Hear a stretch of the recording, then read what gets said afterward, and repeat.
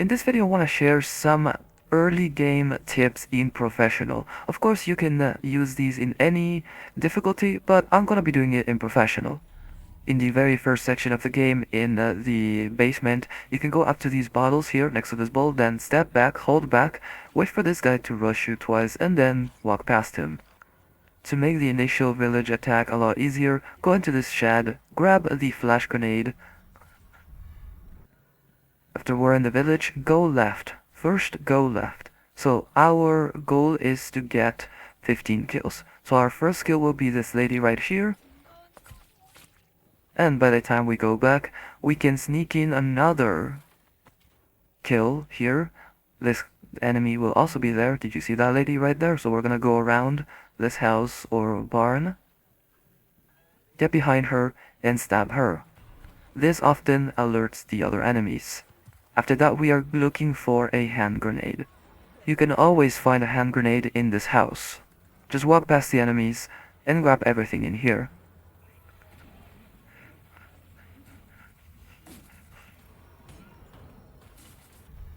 After that, we're gonna go up the ladder here, and we're going to kill enough enemies as they come up the ladder. You know you've killed enough enemies once the chainsaw cutscene triggers.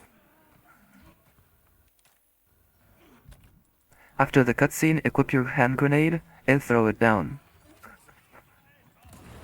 After the grenade goes off, equip your flash grenade, use it, do the same thing, and then jump immediately down. You can stab them here, or just use your kick. Kicking will get rid of all of them. If that wasn't enough, go into the shotgun house, get the shotgun, and finish everyone else off.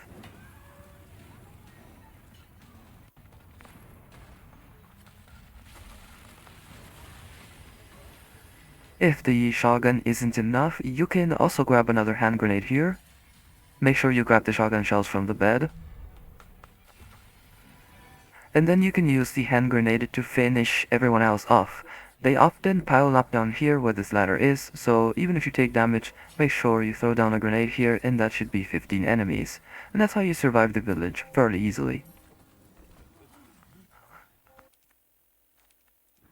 After that segment, after you reach the farm, you can take out this enemy right here, then look into this window and shoot the lock on the door. That way you can skip an entire area, just grab the cog, go upstairs, insert the cog, and then you can proceed. This is not exactly a game-changing tip, but you can go into your options and make sure that you have HDR enabled if you have an HDR monitor.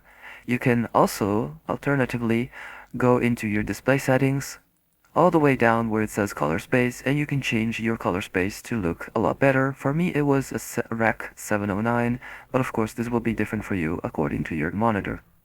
In this part of the bridge behind the church, you can stick to the left here, touch this wall right here, and then go up the ladder. That way you won't get hit by the axe or the fire.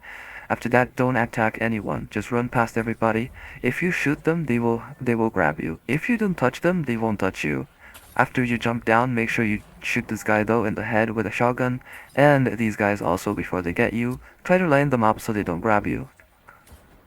Then run past them, go up to the C4, disable it, and you're done. You didn't take any damage. Immediately after that, we can have another really useful thing here. We should have a few grenades at this point. So we're gonna equip a grenade, and we're gonna aim at this group of nerds right here, to the left, right there. Throw your grenade right there, and you can get most of the crows that are just hanging out there. This is very useful as they will drop a ton of loot, including a sapphire and a ruby, which is incredibly useful early game, especially if you did get the elegant mask in the abandoned factory. Now you may be wondering, what abandoned factory? So in the valley, you can grab a small key. The small key is to be used in the abandoned factory. This is a missable treasure. If you don't get it right now, you can get it at the beginning of chapter 3. After you get the small key, you can head back to the abandoned factory where Leon was being held captive, and you can grab the elegant mask. This is one of the best treasures you can get early on. Speaking of Valley, at the first merchant you ever encounter, you can purchase the bolt action sniper rifle here.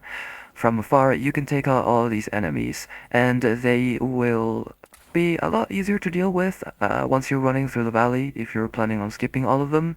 So I actually recommend you purchase the bolt action sniper rifle here, as you will get the scope for free if you purchase it right now. So make sure you take out all the enemies here. This should make it a lot easier, but of course, Valley is a very difficult spot in the game, so I don't blame you if you still struggle with it. Just gotta keep practicing and follow my guides. Once we reach the fishing farm before the lava boss fight, where we get the fuel, right after Leon falls down the jump scare hole thing here, we can sneak around, okay? Sneak around and go to this corner, to the straight to the left here. You just have to believe in yourself and be quiet and sit next to this tree or whatever. After you see the brute going up to this other tree, go behind him and stab him.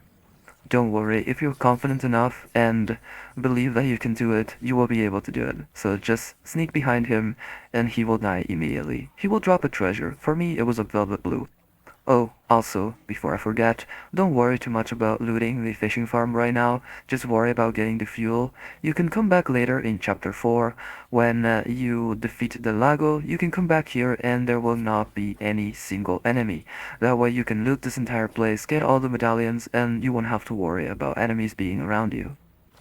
When you're fighting the Lago, make sure that you see that trajectory circle that is directly on his body. Just wait, don't immediately throw the harpoon.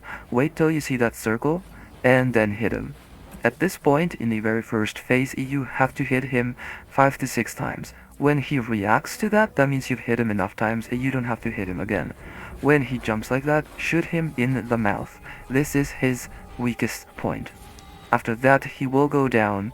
After some time, he will come up again, just enough time for you to hit him once. And then he will go down again. Don't try to hit him again, because you will just fail.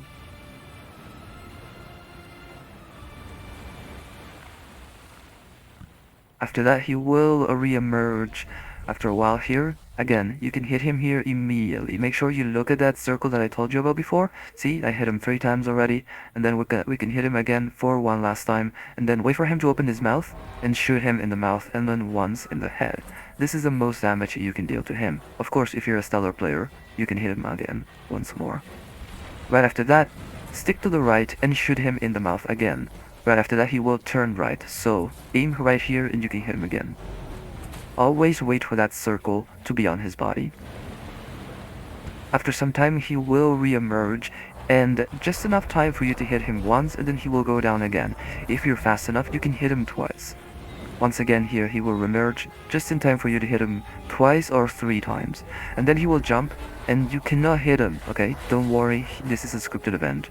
So when Leon says you need to do something, you're 50% done. So, again, always follow the rope. Always follow the rope to avoid obstacles, okay? Always follow the rope. I know it's a bit difficult to see, but just follow the rope, that way you don't hit obstacles. Again, he will re-emerge just in time for you to hit him once, every now and then go around this thing, always follow the rope. He will re-emerge again just in time for one hit. And then this is the time where he will do what I like calling a drive-by. So again, wait for him to be hit once, then hit him again, and then he will go down. And then Leon will say, "Where'd you go? Where'd you go?" And then he will re-emerge. Right there, you can hit him in the head, and then hit him in the mouth. The mouth is the weakest spot, but if you don't hit him in the mouth, just hit him a lot in the face. After that, he will jump again. Don't worry, you can hit him when he jumps this time. This is a scripted event.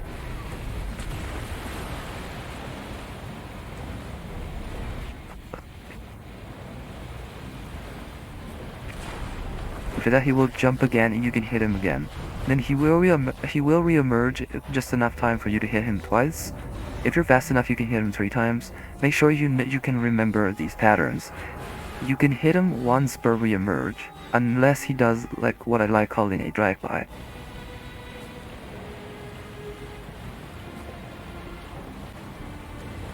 When he reemerges like that, when he jumps, shoot him in the mouth, and then shoot him once again in the body. You can hit him again once he's swimming away, and then when he jumps out again, hit him in the mouth. This is how you deal the most damage to him, and that is how you do the Lago. Thank you so much for watching. Hopefully you found this video entertaining or useful. Please consider leaving a like, subscribe with all notifications enabled to know when I go live and when I upload videos. I plan on playing more games, more Resident Evil 4 of course, and some classic Resident Evils, including RE2 Remake and more. Please stay tuned, I can't wait to show you what I have.